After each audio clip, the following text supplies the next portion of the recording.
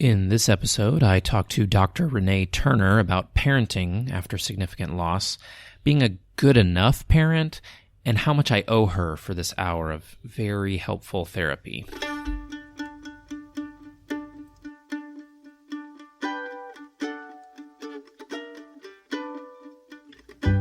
Welcome to the podcast where we talk about things we're not supposed to, learn how to have difficult conversations, and talk to people about what makes them different. This is the We Don't Talk About That with Lucas Land podcast, where we do talk about that with me, Lucas Land. It's never the right place or time. It's imperceptible to the eye. It's never the right place or time. So this topic for today is really timely for me. We're going to be talking about parenting after a significant loss. This past year, my father-in-law passed away kind of suddenly. He was diagnosed with cancer over the summer, and after about 6 months, he passed away. It was pancreatic cancer, which is often really, really hard and fast. Yeah. I mean, in my background, my parents got divorced when I was in college. And recently I found out two of my good friends are also getting divorced. And so all those topics about loss and what happens and how to navigate those things is very present for me these days. So I'm looking forward to hearing Dr. Renee Turner's thoughts on parenting after loss. Many of those things I know probably translate very well to adults trying to navigate loss. It's all connected. I mean, there's no way to separate that out, right? I read a little bit of your bio on the University of Mary Hardin Baylor, and you are currently teaching at University of Mary Hardin Baylor. That's right. And you have kind of focused on this area of grief and loss, especially with children in your studies and in your practice. What led you to focus on that? Well, its answer is really easy. My dad died when I was 7, and that was a traumatic loss.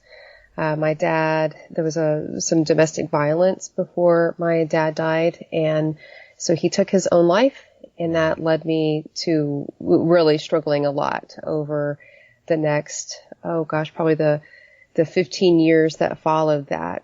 And so the very first experience that I had in counseling, not as a client, but as a student, was working in hospice. So I did hospice work for about a year and a half. And then I worked there's a place in San Antonio called the Children's Bereavement Center of South Texas. I volunteered there during my clinical rotation in hours. I did that for about a year and a half, and then they hired me, so I did that part-time. And it's just been the thread all the way through. So, fundamentally, I remain a grief and loss trauma-based therapist.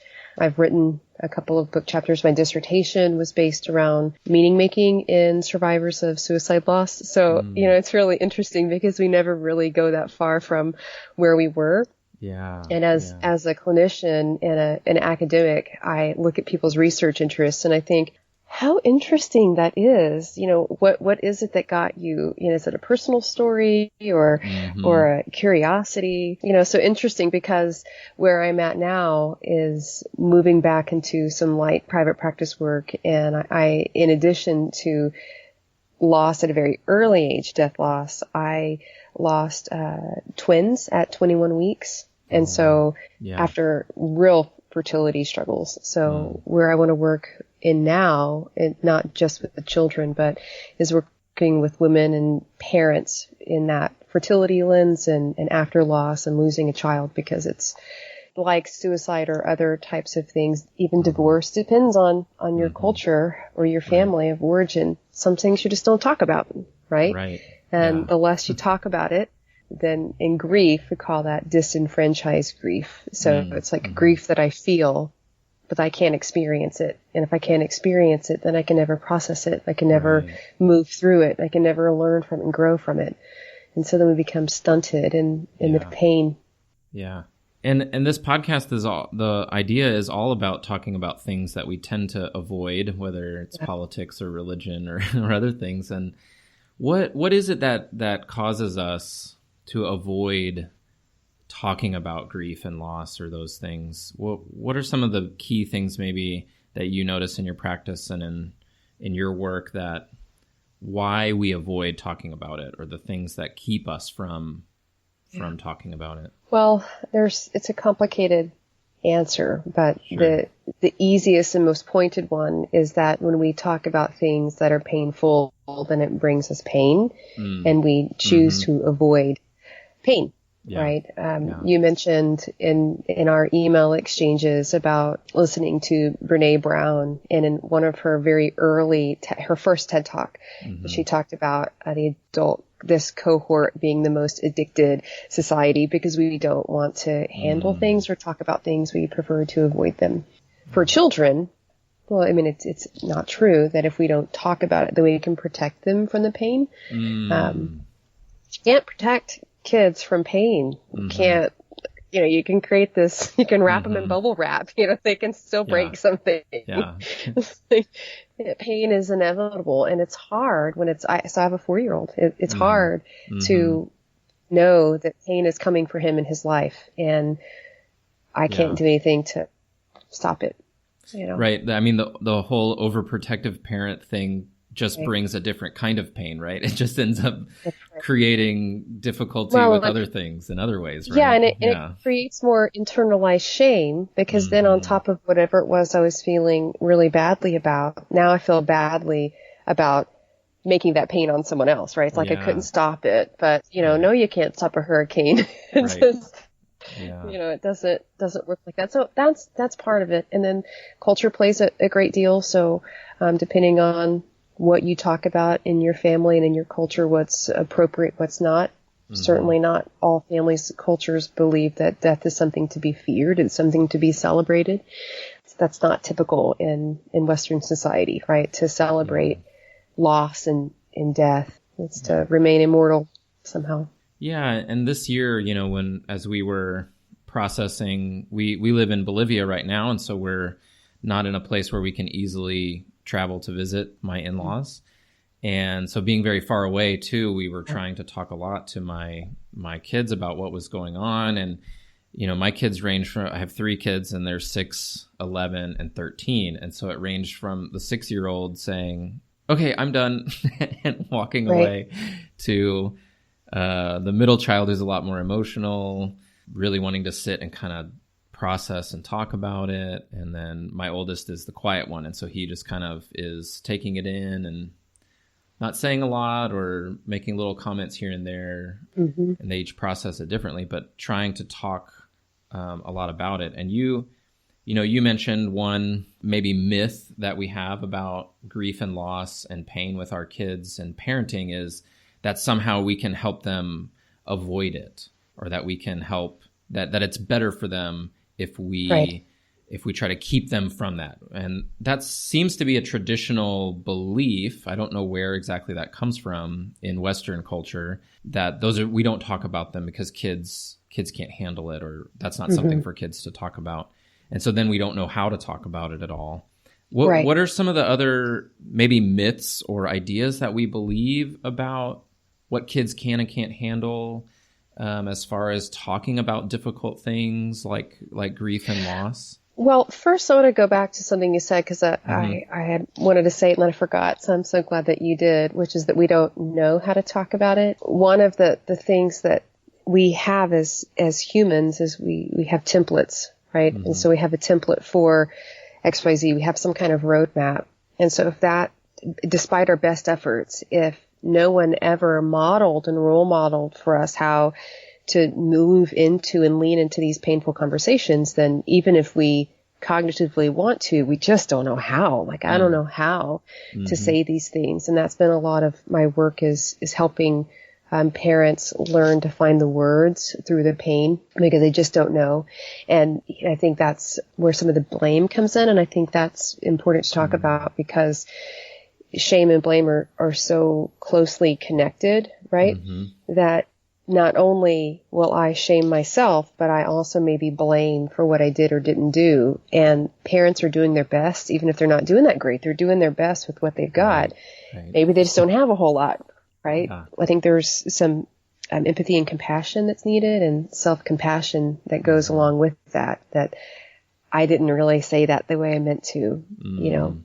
And with regards to myths, so there's a cognitive piece that they won't understand. And part of that is because children, particularly under 9, don't have the same degree of language that older kids do. Their left brain isn't fully engaged. It hasn't developed at that point. And so there's a myth that they won't understand. They don't get that. But our right brain, our relational, empathetic, creative, spiritual brain is very much plugged in, at least by 3 or 4, if it isn't even earlier. And depending on who you talk to, and even me on different times, I would say that's very, very early. You know, there's reports of people having birth experiences, and, you know, it's not a cognitive memory, but a sensory memory. Because of that, we tend to overlook the healing around the sensory and embodiment piece, and how we can connect to our kids and help them have an experience of grief and moving through that. Other myths are that if I say something to them that they might harm themselves. This is one of the prevalent myths, particularly around suicide, that if we talk about it, then I'm going to increase suicide around me. And that is extremely rare. There is something called a contagion, and that can happen, but it generally only happens with adolescents who have poor self-concept. It doesn't happen outside of that. It doesn't even happen very often, you know, so there's some importance in talking about illness. Other myths are that I will create trauma in them, or, you know, make it worse for them, you know, harm them. Death is death. It's already traumatizing enough. Yeah, exactly. Like, I was just thinking as you're talking about that, the idea that you're going to cause more trauma. And if you try to imagine what it's like for a child when all of this craziness is going on around them, and if they don't have information, they don't know what's going on, it's already traumatic. Right. You don't need to try to shield them from it being traumatic, because it already is traumatic. It's really trying to bridge that gap, saying it's okay, it's traumatic for me too, and we're in this together. And you know, other myths are driven by culture or managed care in some ways, that, you know, in 6 months you'll be over it. Like, you can just move on through grief, that 6 months, a year. Some cultures give a little bit longer, you know, like a year mourning period. But, you know, and it's just not true either. I just posted on Facebook today a memory of my grandmother who died. She died actually pretty young, 76 in my mind. You know, she was young. But she was 40 whenever I was born, and I'm 40 yesterday. And I was so happy that she got to meet her great-grandson. You know, posted about how I hope to honor her through my words and my love for people. You know, just the relationship continues, just in a different way. Maybe you can talk about this. What are the kind of mechanics that are at play, that are happening, that either cause us to be further away from our kids or allow us to connect with them? Maybe that's one way to ask it. So I'll take a shot at what I think you might be asking, particularly in grief. You know, how do we move towards? So part of that is being honest with ourselves, and then with them. So dishonesty, and you mentioned this, when we don't tell them, then it creates a greater wedge between. And, you know, attachment is a really funny thing. You know, I've worked with a lot of abused kids who will go back, you know, they just want to go back to the parent who put cigarettes on their arm. Like, how does that make sense? Because it's attachment. So kids will continue to come back, but each time that there is a sense of a deceit or a lack of like, I don't trust you to handle this, then, you know, two things happen. One, a child's inner working system changes, right? So they begin to adapt and believe things about themselves that really aren't true, but it's based on the relationship that they're experiencing, right? So they may develop beliefs like, I'm not capable, I'm not big enough, I'm not strong enough, I can't handle it. You know, people lie, they might really create some pretty global beliefs. And so by by keeping an open door, by listening, by being present. And that's really hard to ask someone who's grieving to be present for their kids, right? Yeah. Yeah. Particularly if that's their parent or their partner who has died. And so, that be present with your kids. Wow. I'm so depressed. How can I possibly do that? Right. Yeah. There is some willing yourself through some of those fogs of depression or it's not really depression, but grief, those waves of grief. Yeah. And it doesn't have to be all the time. So that's the really great thing about relationships with kids. We can always go back and indeed should and say, I don't like the way yesterday went. I'm really sorry that I didn't pay attention to you yesterday. You were trying to tell me something and I didn't hear you. Yeah. Owning when we make mistakes, both role models for them, that they don't have to be perfect. It makes space for reconnection. I think it affords us a little self-compassion and self-forgiveness also, right? Because we can make up for it. But that's the thing about kids. They are willing to go back if you're willing to go back with them. But it's not through words necessarily. Presence is just being. Yeah, and what you said earlier about the sort of the timelines that we give to grief and how people deal with loss culturally or whatever reasons we have for thinking this is an adequate amount of time, and then after that you just need to get over it and move on. Being so far away from my wife's family right now, as this past weekend we got to video chat with my wife's family and see my father-in-law's ashes spread at a lake where they love to go fishing and camping. And we've been for family reunions and things like that. And it was really sweet. It was really nice that we got to, be a part of that from so far away. And as we were talking about it as a family, it reminded me, when we move back, there's going to be all these reminders that he's not there anymore. And sometimes that's part of it, right? Is that life does go on, but then you have milestones or you have different life events or all kinds of things that happen that remind you. It comes back up again, and it feels like yesterday that they're not there because it's this new moment where they're not there. Well, right, and that really lends to my point around that grief being a right-brained experience. So it's primal, it's relational, and that part of our brain doesn't have a timestamp. It doesn't recognize time. It recognizes sensations and input, and feeling is very energy-based. So it can't have the same logic that our left brain does that says, hey, Joker, it's been 15 years. You can move on now. I mean, right. Like that just doesn't happen. But I do want to say something that I tell every parent I've ever worked with kids is, and this connects to one of the myths, I think, is that once you're over it, you're over it. And that doesn't work like that for us. But it really doesn't work like that for kids. And so let me explain there's this recycling that kids go through. So, and part of it is around cognitive development. Part of it is around all these milestones in life that they're hitting, right?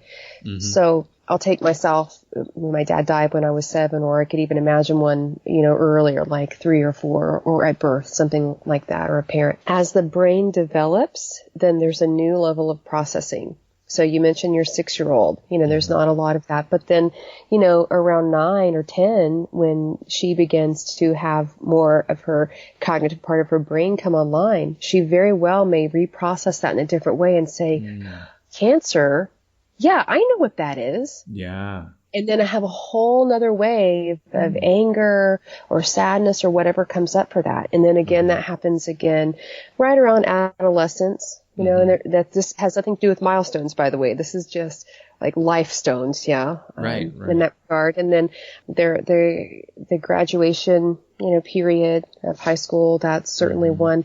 And then others can be like weddings, babies. And here's a really interesting one that maybe you haven't thought of yet, because it feels to only happen, in my experience, with older clients whose parents died at a typical age. The outliving of your parent. the outliving of your parent is such a huge deal. Yeah. And so my dad was 27 when he died. And I remember I was already in talk therapy, but, you know, I remember spending a lot of time talking about, like, I've outlived my dad. Yeah. And now I know at 27 what that must have been like. So much of my life is unlived, right? Mm-hmm. Generally, as I said, that's happening for folks in their 60s, 70s, or, you know, a little younger, just depending on a lifespan. But it does, it just recycles and recycles. And some of that's milestones, some of it is the way that our brain develops. So grief doesn't end. It really is on a continuum. And there's times that it may even be, in the case of a child, that the most painful part is not the moment of death, but it's at this later stage where my grandparent would be here, my mother would be here, in that sort of milestone, wrapping around what the circumstances of death meant and what that may or may not mean for me, if we're talking about something genetic. I mean, it's very complex, and it takes us willing to really intuit into that and explore that rather than be logical with it, because our love is not logical. Our love is very relational, very intuitive, very spiritual, very energetic. Well, I appreciate a lot, too, what you said earlier about modeling for our children. You know, as we're sharing with them what we're going through, it gives them permission to go through their own process. Yeah. And so talking about, you know, how we were feeling and what we were going through, you know, I found that works in almost every situation as a parent, if you're willing to be honest with your kids and vulnerable and say, you know, for me personally, this is probably going to keep coming up on the podcast just because it's me. Like, I struggle more with anger and have this sort of perfectionist streak. And so, you know, I tend to be the parent that yells and gets mad and gives this lecture about whatever. Right. And so then I have to go back and say, I'm sorry, I really went overboard and I totally shouldn't have done that. And then I can talk to my 6-year-old, hey, remember, I'm trying not to yell. And then now she's the one that's, when I'm getting upset, is telling me, Dad, take a breath. You gotta calm down. And she's like talking me through it. They really are our best teachers, though. I mean, there's thinking about the corrective experience that happens by having kids. I mean, there's it's the ultimate corrective experience, but only if we're insightful and willing to continue to do the work, you know, because if not, then it becomes projection. It becomes all these other things that are not about us at all, you know. Well, and that kind of brings me to what I was thinking. You know, we're talking about parenting and how to help kids, or how do we work through grief and loss with kids. But a lot of what we're saying is us as adults working through our own issues, our own process through grief and loss. And sometimes the best thing that we can do for our kids, because they see that and they are able to intuit that, okay, they're working through things. And then as you said, we're not projecting and we're not taking whatever issues we're struggling with out on the rest of our family or our kids. Yeah. So I found that to be true. When I'm doing my work, I can usually be a much better parent to them. And so it feels a little bit, I think it feels counterintuitive to us a little bit in our culture, because we think of parenting as a job, and we're supposed to have this skill and be able to do it right. And that's kind of how we tend to talk about parenting culturally, right? It's that you have to be a good parent, but being a good parent is maybe more about working on being a good person and then figuring out how to share that with your kids. And that's maybe the most helpful thing. And one of a really early psychologists, Winnicott, talks about being a good enough parent. So yes, not a perfect parent or even a good parent, but a good enough parent. So on most days, I'm good enough, and I fail constantly, but on most days I'm good enough, and that will be the memory. That's what will be stored in our kids' bodies and their minds and printed in their spirits. I mean, like, that is just being consistently good enough. And then think about a society who is always struggling to be better, better, better, because they don't have a sense of being good enough. Mm-hmm. Yeah. Well, that's worth the price of our conversation today for me. We could hang up right now and I'm just going to go sit and think about that for a while, because for me, that just being able, if I were able each day to say that I was a good enough parent, I think I'd be a much better parent. And I don't want to have to pay you for a 50-minute hour here if I'm not careful. You're not going to send me, I know you're going to send me an invoice. Yeah, that's so important. And so many people, I think, struggle with that, the same thing. And maybe this is something else we can talk about briefly that I notice that's very difficult. I have a lot of close friends that I talk about parenting with. And even the people I am close to, I feel very comfortable. We can disagree about different things. Talking to other parents about parenting outside of maybe certain subjects where we say sort of cliches about our kids or whatever, but really talking about what you and I are talking about right now, talking about what's deeper and more difficult is so hard. Yeah, it is. I don't know if you have any, what? Well, I have a couple lines of thought. Yeah, thank you. On that. I'm a person of faith. I don't intend to push my faith on anybody. That's not my style. It's not who I am. However, connecting back to the good enough parent, my relationship with my Savior, I know that I just have to be good enough. I'm not required to be perfect in any way.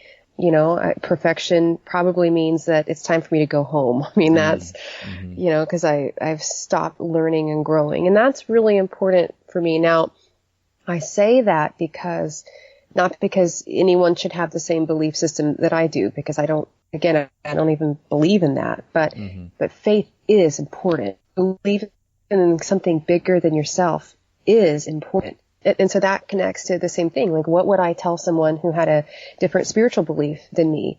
Would I begin talking about how wrong they are? I would not. Now, perhaps some people would, you know, but that's not generally the people I hang out with. Right. But it is where a lot of people start. And oftentimes, if you don't have a relationship with somebody, that is where people start. I live now in a Latin American culture where parenting advice is freely offered very often about how you should or shouldn't be parenting your children.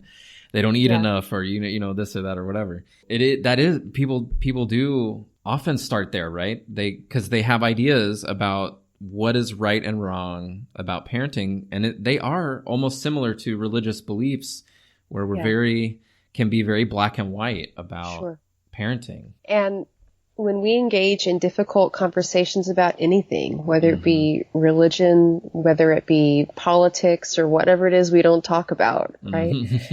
I think the best path is just having some natural curiosity. So, you know, what we tend to do is get bristled and feel defensive about, you know, you're attacking me as a parent, you know, they eat just fine. But we have learned, I mean, this through research and any social justice or working through diversity, we've learned that a curious conversation about, tell me about that, tell me about, creates an opening and a dialogue for something to occur. And the more open we are to the dialogue, then of course that person on the other side feels heard. It doesn't mean you necessarily change anything, right? But I would much rather engage in a conversation with someone who's curious about where I'm coming from than who is angry. Being a therapist for 15 years, almost 15 years, so time goes by fast, right? I know now better than I did then, so part of that's training. Part of it I hope is age. I mean, I hope I would have gotten to this outside of my profession, is hearing what the other person must be feeling. So validating, acknowledging, I mean, even if it's not acknowledging to them, like, well, they're really, really passionate about whatever it is they're saying. Or I think they might be coming at a place for concern for me. They really think I should feed my kids more. I'm using that one only because you gave it. But it helps us when we're able to see what the person in front of us might be experiencing, might be feeling. That helps us engage a bit better because we can disarm them by giving them what they need. Maybe they just need to be heard. So we don't really need to talk that much. Yeah. than a relationship. I'm an introvert, so believe me, we don't need to talk as much as we talk. Yeah. Well, in the same, it all goes back to with our kids need the same things, right? If we That's right. are willing to be vulnerable and be curious about what's going on with them, we're most of the way there in trying to do the right thing or being able to work through whatever needs to be worked through. So I want to add something else before you say your next question, which is this.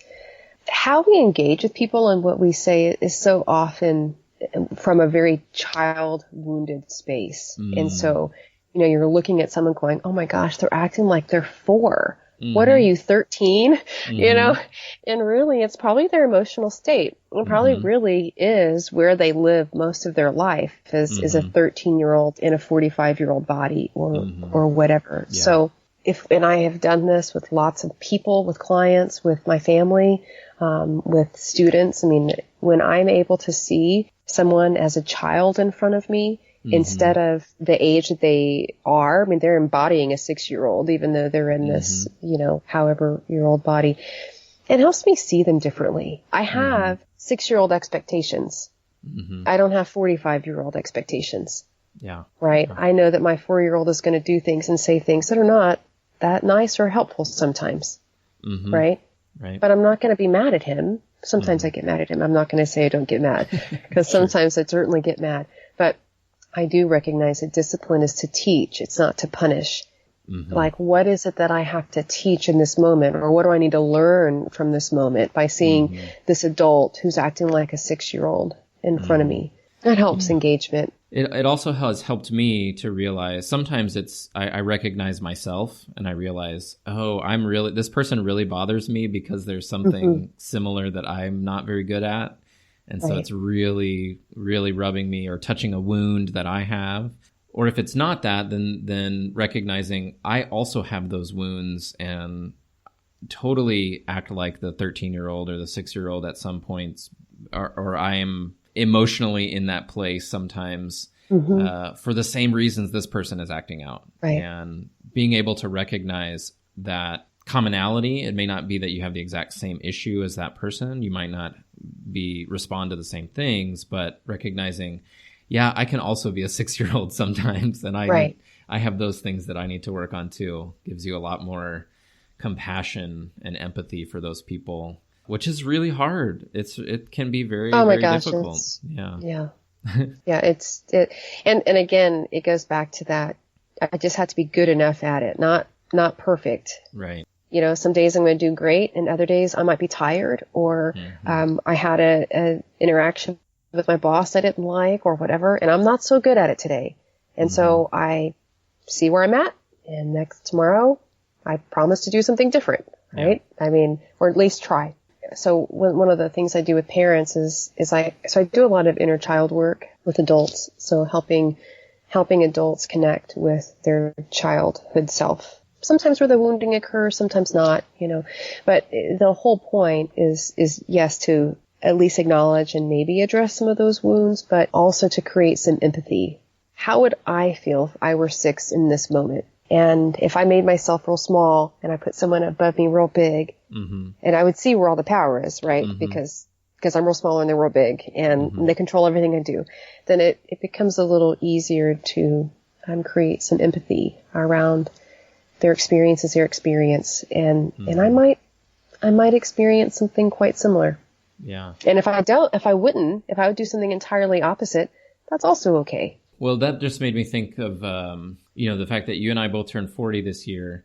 And I still, as a 40-year-old, there are times where I feel 40 years in my body. Definitely. Yeah, no doubt. I'm not the same as I was 20 years ago or whatever. But there's a lot of times maybe where if I'm having a good day or I'm just not thinking about being 40 years old, I realize I still think of myself as that young person, right? I don't think of myself as an old person yet. Maybe when my body really starts. I hope I won't. Yeah, right. I mean, there will be a point where our bodies really start failing us and you can't help but just be like, well, I'm falling apart, and hopefully that will be many, many years down the road for us. But that idea that you're, working on the inner child, because that I feel like sometimes that's the person looking out through my eyes and seeing the world, and how I perceive what's going on around me is still as that young person. You know? And I have just recognized over the years, just thematically, that folks who have a positive template as a child about death and loss do a much better job when loss comes their way. And something you said about looking out those eyes, they look out those eyes as a 6-year-old and they say, wow, this is horrible, this sucks, this is so painful, and I'll be okay. You know, that's in a positive attachment versus, oh my gosh, this is horrible, this sucks, this is so painful, this is never going to end, I'm not okay, I'll never survive. There's a completely different template and thought process for that. So, I mean, in some ways, everything goes back to attachment. Yeah, well, and so speaking of attachment and connection, we all will fail, and we have our moments, our worst selves come out, right?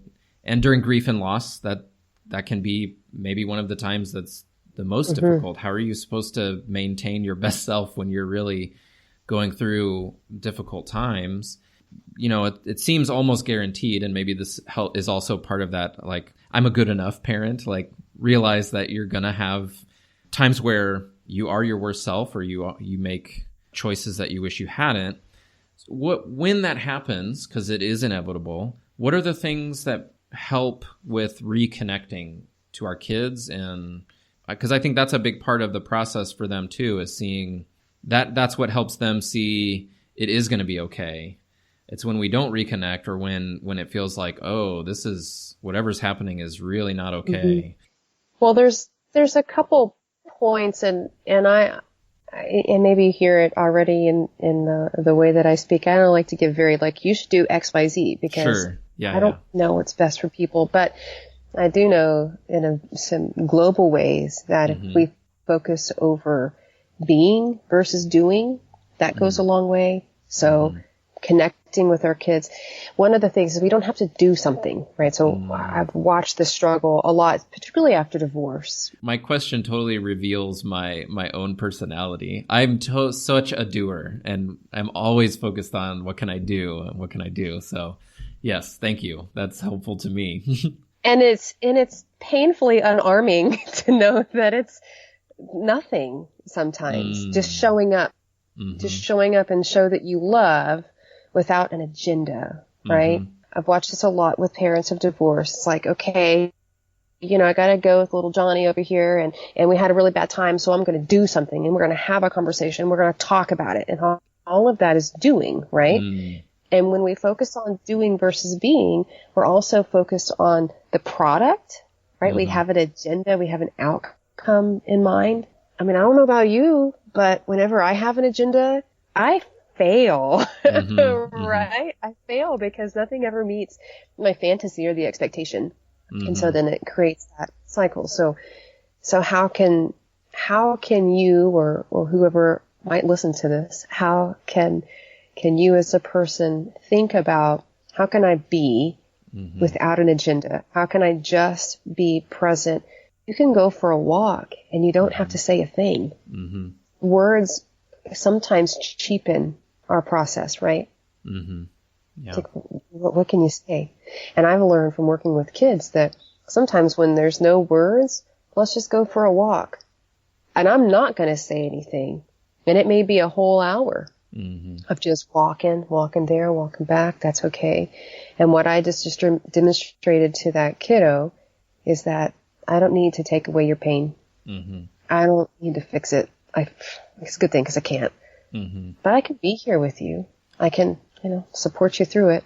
It reminds me of that video. I don't know if you've seen. Somebody did a illustrated video of one of Brené Brown's talks. The one where I can't remember exactly what the topic was, but it was about being with people that are in pain, and the person in pain is down in a hole, and it's black and dark. And the other person is up at the top, where saying, "Hey, climb out. You should climb out. You should feel better. Come on, it's much better up here. Why don't you just come out?" And then she talks about this idea of solidarity and empathy, and that empathy looks like climbing down into the hole and just sitting with them and saying, "Well, I'm here." That's hard. I mean, I think that's also a vulnerable thing and to not, do with people. Yeah, not argue someone's feelings, right? Like, you shouldn't feel that way. You should feel this way. I mean, well, maybe indeed I should, but I don't. What I do feel is this, and it may pass, but that's how I'm feeling right now. Yeah. No, and that's something I learned, I think, much later in life, that even recently I was talking to one of my kids about our emotions, and that emotions just are, you're not right or wrong for being angry.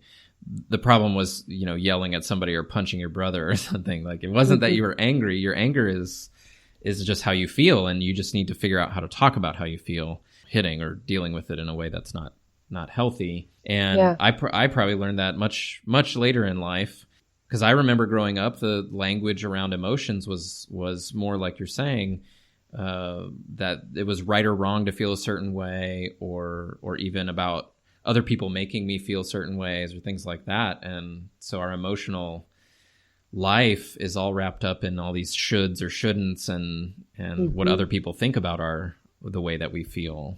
Yeah, and it makes that exchange really very hard. It can be helpful for kids who really have bigger feelings and they are able to process, to externalize that. And so to name it, to draw it, and then to even have a dialogue with it or let it talk to them. That way they're still moving through some of the energy of that emotion, particularly anger, because it's such a big, big, big emotion, right? I mean, it's protective.